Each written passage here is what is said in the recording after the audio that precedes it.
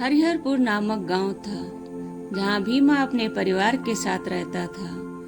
हर क्षेत्र में असफलता पाने के कारण भीमा उदास रहता था। एक रात अवसाद में आकर उसने अपना घर त्याग दिया और जंगल की ओर बढ़ चला। जंगल में उसे प्रकाश दिखाई दिया और वह उस ओर चला। वहां जाकर देखा महात्मा बुद्ध ध्यानावस्था में बैठे थे। भीमा स्तब्ध रह गया और खड़ा हो गया। महात्मा बुद्ध बोले, आओ भीमा। भीमा रोने लगा और बोला, प्रभु आप मुझे जानते हैं, मैं अपने जीवन में बहुत ही दुखी हूँ, इसीलिए घर छोड़कर आया हूँ। महात्मा बुद्ध बोले, हे वत्स, ये संसार ही दुखमय है, तुम्हारे दुख का क्या कारण है?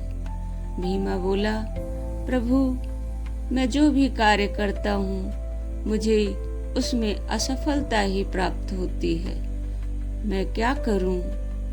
महात्मा बुद्ध बोले, सम्यक कर्मांत। भीमा बोला, सम्यक कर्मांत यह क्या होता है प्रभु? महात्मा बुद्ध बोले, सम्यक कर्मांत अर्थात चोरी न करना, हिंसा न करना, साधक को अपने मन, कर्म और वचन से सदाचरण करना चाहिए।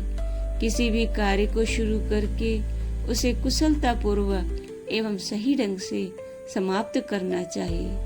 न्याय और सत्य के मार्ग पर चलते हुए जीविका अर्जित करना सम्यक कर्मांत का हिस्सा है।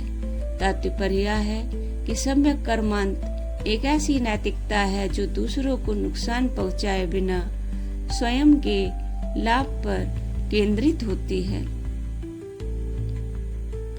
और यह करुणा व धर्म की समझ से प्रेरित होती है। हे वत्स, जीवन में सम्यक कर्मांत को धारण करो। भीमा बोला, धन्यवाद प्रभु सद्मार्ग दिखलाने के लिए। इस प्रकार भीमा अपने गांव वापस लौट आया। उसने महात्मा बुद्ध के उपदेश सम्यक कर्मांत का पालन करते हुए खेती और पशुपालन करना शुरू किया। दूसरों की सहायता भी करने लगा। अब भीमा खुश था। वह गांव वालों के साथ मिलकर रहने लगा। अंततः हमें भी अपने जीवन में सम्यक कर्मांत को अपनाना चाहिए।